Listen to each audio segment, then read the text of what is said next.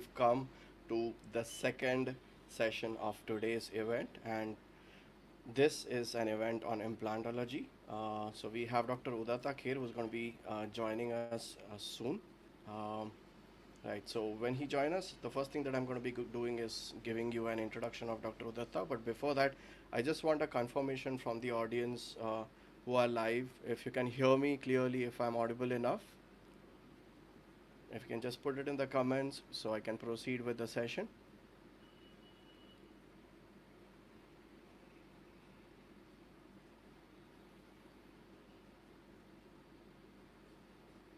Yes, so Priyanka has given a heads up that I'm audible. That's great. That's perfect.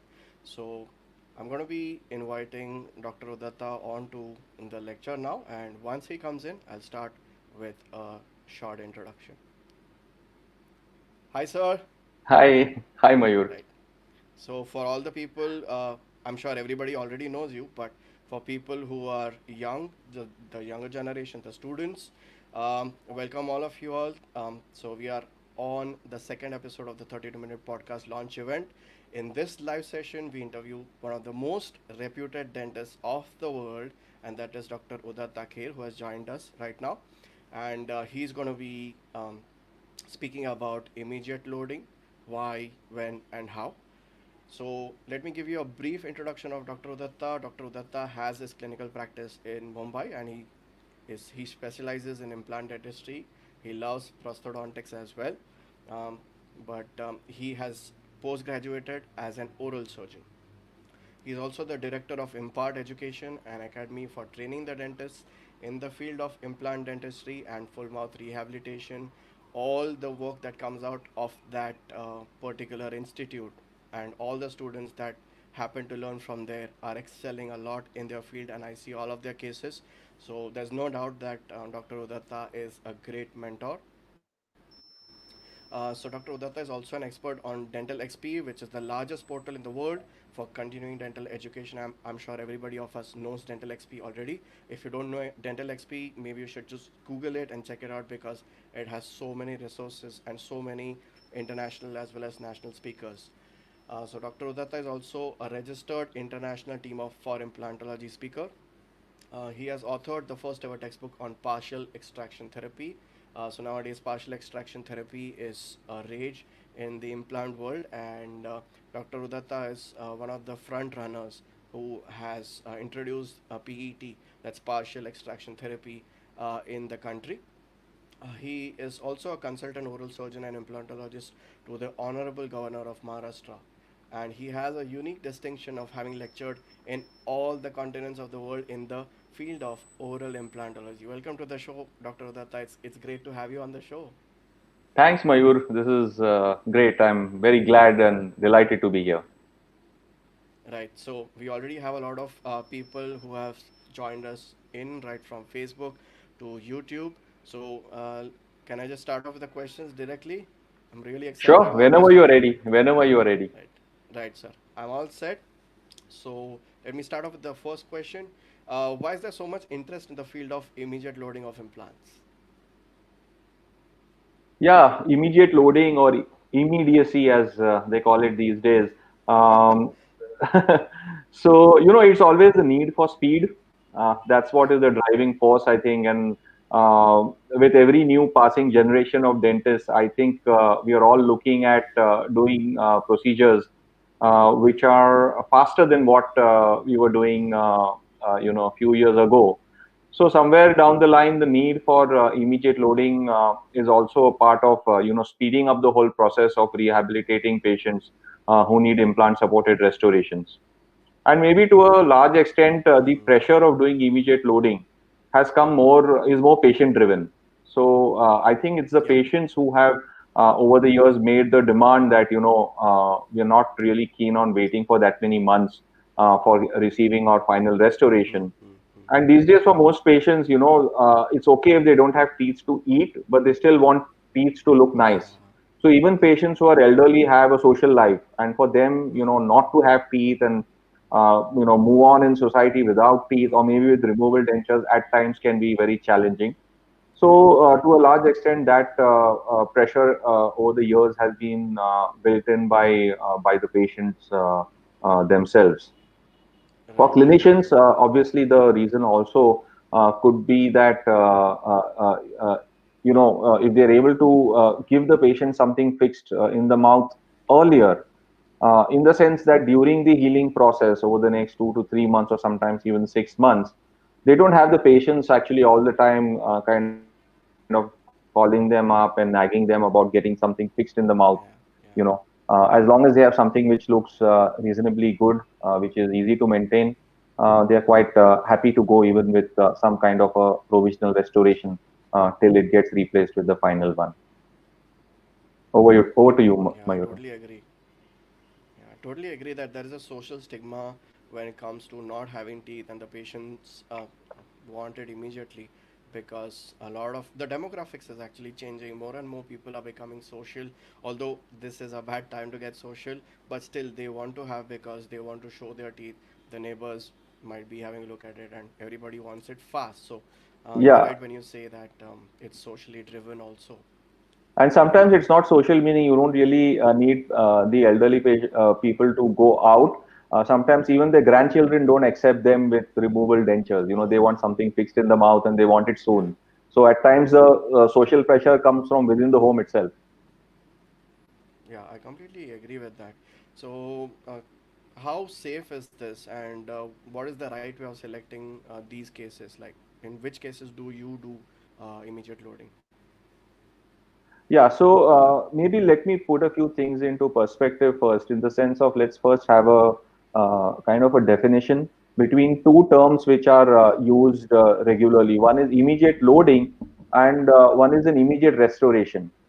Okay, so though they might seem and sound like the same thing, there's a difference between the two. So, Right. immediate loading is when there is a restoration that is being placed in the patient's mouth, and you have immediate functional load on it on the day the restoration is placed. Okay, so Right. your implants go in, your restorations go in, and the patient has occlusal load on it immediately from day one. That is immediate loading. Okay. Uh, Whereas immediate Right. restoration is something where the implants have been placed, the restoration has gone in at the same appointment. However, the restoration does not have functional load, which means that it's out of contact from the opposing dentition. Now, having said that, you can now understand where immediate loading is done and where immediate restorations is done. So immediate restorations are usually done for the aesthetic zone. So somebody who is losing one or two or three of the anterior teeth, so we are placing the implants and we are immediately giving the patient a provisional restoration, which is fixed, which is aesthetic, but however it is not functional, which means the patient is actually not encouraged to bite onto it, and in fact it's even left completely out of any kind of occlusal contacts, be it static or be it any kind of functional contacts or excursive movements. Now, contrary to that, immediate loading is something where once the implants and the restoration is put, the restoration is actually under occlusal pressure from day one. Now, as you can imagine, this is done more for full arch cases. Obviously, you can't keep Right. a full arch case out of occlusion. So there is always going to be occlusal load from the time you place the restoration. So those are the Right. cases which will qualify under the immediate loading category, where there is going to be functional load from day one. So that's the first distinction that we have to make. Now, having said that, what are the kind of cases we can do and what are the recommended cases that we should do immediate loading? Needless to say, full arch cases where patients are losing all their teeth or maybe have already lost their teeth and have dentures and now are seeking fixed restoration. So those are cases where you could successfully place the implants and immediately give the restoration to that patient either in the day of the surgery or maybe within the first 72 hours after the procedure of implants has been done. The other indications is the aesthetic zone. So at times patients, if they're losing an anterior tooth, one or two anterior teeth, Yeah. those are the cases where we would do immediate restoration, where we would place the implants and give the patient a fixed restoration. However, not load it occlusally because we want to protect the implant from any kind of occlusal load, which might lead to some micro movements and which might lead to potential failures. Yeah. So broadly, these are the indications for immediate loading. One should also understand where we should not do immediate loading. So when it comes to case selection, you should also know Yeah. what not to select. Okay. Yeah. Typically the posterior teeth, the molars, whenever we are looking at placing implants in the molars, whether it's one or two molars or where one entire quadrant we are restoring in the posterior arch, those are the cases we avoid doing immediate restorations or immediate loading. Okay. The reason for that is any kind of immediate load on a posterior tooth, especially if it is a single unit or maybe just two units, those are more Right. prone to occlusal loads, leading to micromotions, leading to failures. So even when you look at literature, the literature will be replete with a lot of evidence in favor of full arch immediate loading, but there will not Okay. be enough of evidence in favor of just immediate loading to be done in molars or maybe in just one quadrant. And there is enough evidence again in favor of immediate restorations to be done in the aesthetic zone. So, be it the maxilla or the mandible anterior region, immediate loading is very successful and time Right. tested in these. Yeah, sorry, immediate restorations is very time tested in this region. So that, in a nutshell, is your indications and, let's say, contraindications for immediate loading. And if you stay within this, I think you are pretty much in the safe zone. Right. Right. So you said that it's good for the full arch cases. So what are the techniques for immediate loading for full arch implant supported restorations? Okay, so broadly again, if we were to place the implants for a fully edentulous patients, after placement of the implants, there are two ways in which we can give the patient a fixed restoration. One is the patient's existing denture or a new removable denture which has been made for the patient can get converted into a screw retained fixed restoration chair side. So within the next 2 to 3 hours, we are able to actually give the patient a screw retained fixed restoration. Right. Okay. Needless to say, that restoration is a provisional restoration which will eventually need to be converted Yeah. to a final restoration after osseointegration. So that could be your one option. The second option would be that if you don't want to do the procedure chairside, you could actually get it done in the laboratory. So which means on the day of the implant placements, the impressions and the occlusal records are taken, sent to the laboratory, and within 72 hours the restoration is then brought back, and the patient is then rehabilitated with that restoration. So that is a lab fabricated fixed restoration, whereas the earlier one is a chairside fabrication. So this is how you could do immediate loading for fully edentulous patients. Right. Right. All right. So we see that patients usually are in an urgency, especially in case of anterior teeth or if the patient is young. What is your process when it comes to giving an immediate for the aesthetic zone? So how can one fabricate a chair side provisional restoration for the Okay. anterior teeth? Okay, so one simple technique is to actually make it out of a silicone index, something that we typically do for crown and bridge work. When you've done a crown prep and you have a silicone index and you use some kind of a bisacral material, some kind of a resin to make a provisional crown and cement it Yeah. over a natural tooth. Similarly, restoration like that can be fabricated after the implant has been placed. So the implant is Right. placed and a temporary abutment is placed over the implant, and using the silicone index, a chairside restoration is fabricated, which, mind you, always is screw retained. It's never cement retained. Okay. So if you wish, if you can allow me to share screen, I can actually show a very Yeah. small, Yeah. quick, Sure. a Sure. minute Sure. video, if Yeah. in case Yeah. it can be made a little clearer. Yeah. Yeah. That'd be great. I'm sure the So shall audience I will just enjoy share that. the screen? Sure, sir. Sure.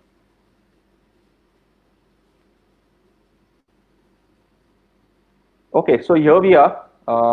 Is it visible, Mayur? Not yet. Not yet.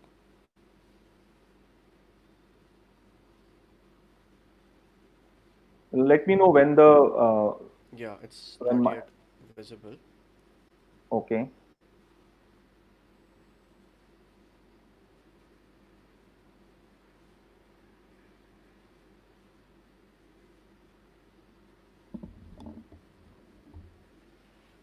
Is it visible now? No. Okay. So I think, yeah, yeah, yeah, got I it, got got it. it, I got it. got it. Yeah, Yeah, sorry. got I forgot to click on the share option. it. Yeah, yeah. So here you are. There's a small video that I have, which will help us understand.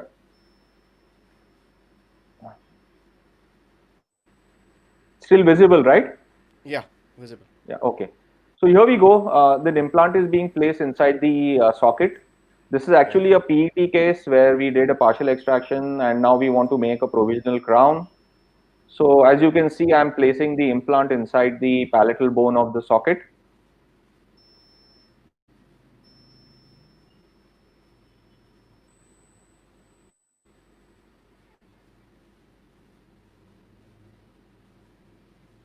So there's no And audio, then, so maybe you can give a commentary as to what's going okay, on. so yeah, so then now there is, we are using a torque wrench to place the implant in.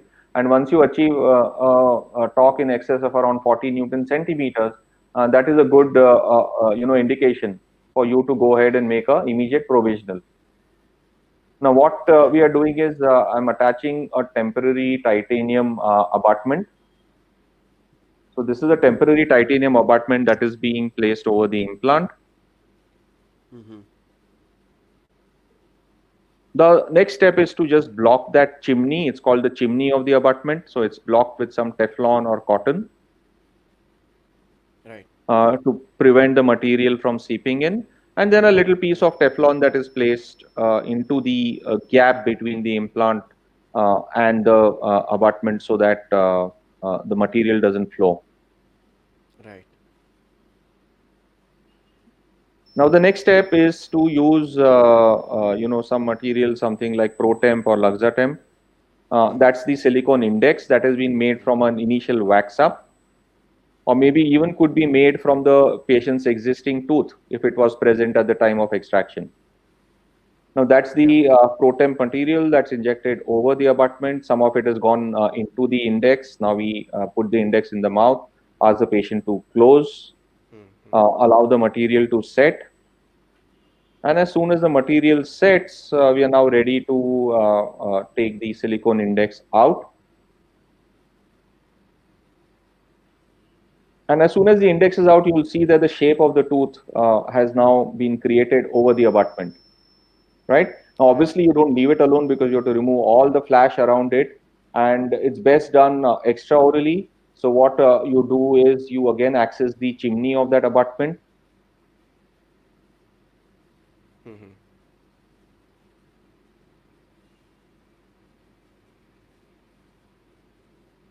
So you need to just drill out a little bit of that resin material, after which you just take out the little Teflon material that you have placed inside. Mm-hmm. So once you do that, now you'll have access to the underlying screw. Yeah. So the Teflon has come out. Now you use your implant hex driver, insert it, engage the screw, and you unscrew the abutment so it will get disengaged from the underlying implant. Mm-hmm. Once that's done, you quickly flick out the crown.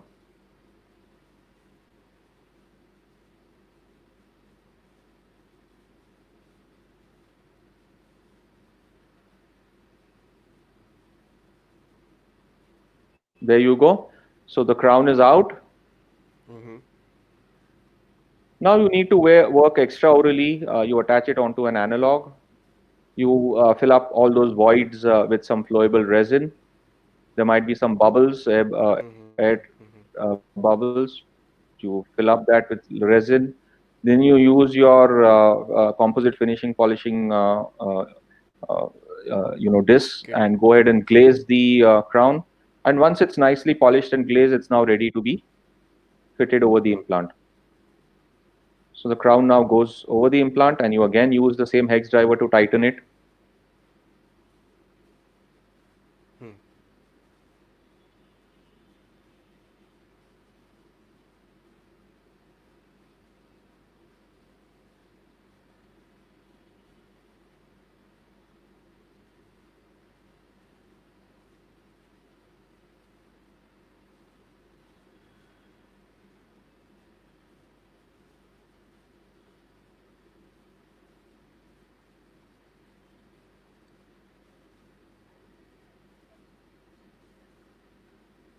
Right. And then you use some flowable resin, Mm-hmm. and that's how it looks. Right. So that in a nutshell was how it would look. Right. Right. So that So this what I showed you sorry. was a immediate restoration. It was not immediate loading because this crown would actually be kept out of occlusion and out of uh, any kind of occlusal contact would be avoided. Right. Right.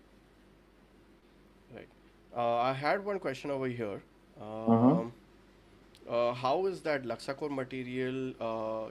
It's not bonded or anything. It's just mechanically adhering to that titanium That's right. abutment, right? That's right. The abutment, if you saw, has a very rough surface, so the Serrations. material just just mechanically locks into it. Right. Right. Right. Right. So that kind of caters to the question. And how long can you keep this?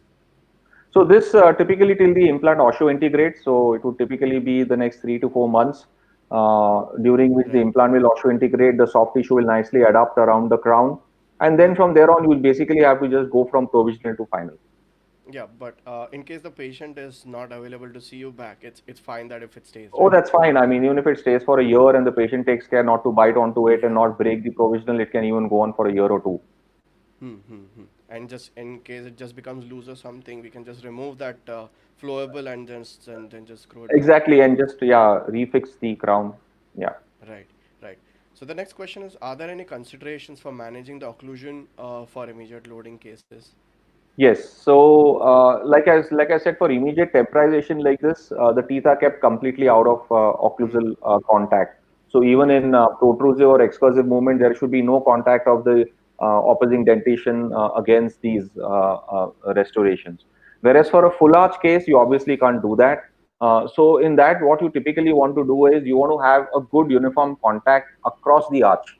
So supposing you're restoring a lower arch where the immediately loaded restoration has teeth from first molar to first molar, what you want to see is that in centric you want to have contacts from molar to molar which are of uniform intensity, so that you don't have more pressure on one side, which means that those implants are going to get more loaded compared to the implants on the other side. So that is something that you need to painstakingly adjust, so that all the occlusal loads get distributed over the implants that have been placed. So yeah, that's pretty much what you will do for the full arch cases. Yeah, yeah. So coming to the status, the kind of percentage, how many cases are you doing like these in your practice? Yeah, so uh, actually, for me, immediate loading is usually my priority when it comes to full arch cases. So I usually try and give immediate loading to most of my fully edentulous patients. There are some patients who insist on it. Some patients who are quite happy to live without the dentures for the next 2 to 3 months. So I don't really push that treatment option for them.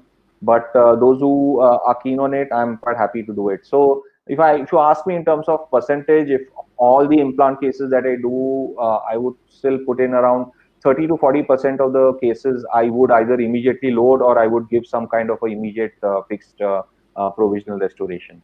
Yeah, so that could be a ballpark number. Right. So our friend Amit Sadhwani has joined us on Facebook. He's asking, "Hi Udatta sir, how much stock would you recommend for provisional crowns?" I think you already answered it, right? 40 No, crowns. so actually his question is about the crown. Now, typically, Okay. the implant would go into the bone at a torque of anything in excess of around 40 Newton centimeters, and Yeah. then the crown has to be fitted over the implant.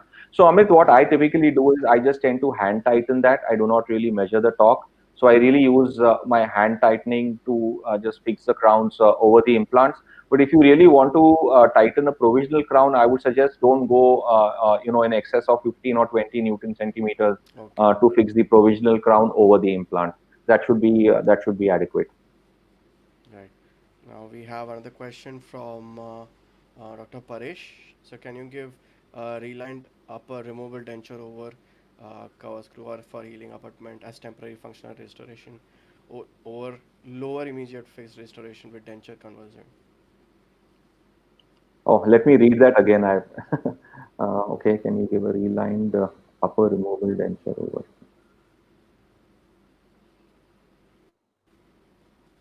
Oh yes, of course.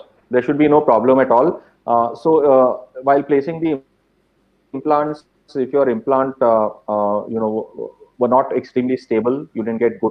You would place your cover screws. You would completely close the flap, keep all the implants buried, and give the patient a relined denture, which is with a soft reliner. In patients who had really good stability in good quality bone, I would actually put the healing abutments, in fact, suture over around the healing abutments, and then I would give a patient a relined denture, which will actually have contact or pressure on the healing abutments, and of course the soft tissue and the palate equally on all. Because if you have those implants in good sound bone, they're good enough to take that much occlusal load with a removable denture. And I do that all the time. Most of the times when I'm not able to give immediate denture, that's my next option, is to have healing abutments and then give a denture over it, which is relined. Right, right. So that's all from the question side. If audience have more questions, I'll be more than happy to take it forward. Uh, we have one question. So he's asking, is there any consideration to the shape of the gingival surface of the temporary to be Yeah, made, especially for absolutely. Whether it's an canine premolar or an anterior tooth, there is a specific type of emergence that you want for your provisional crown. So typically, how it would be is when it emerges from the implant, it will actually be concave.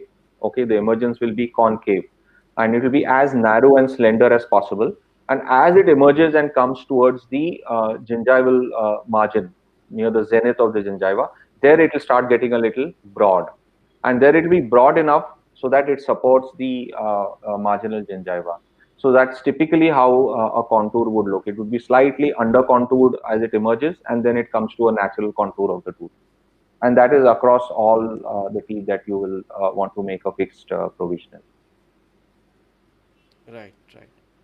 So we are running on schedule for this session. So um, Dr. Udatta has also recorded a podcast with us. That's the 32-minute podcast, which is primarily on PET, that's partial extraction therapy, and even the MITSA. Sir has been a forerunner or the front runner in the MITSA technique as well.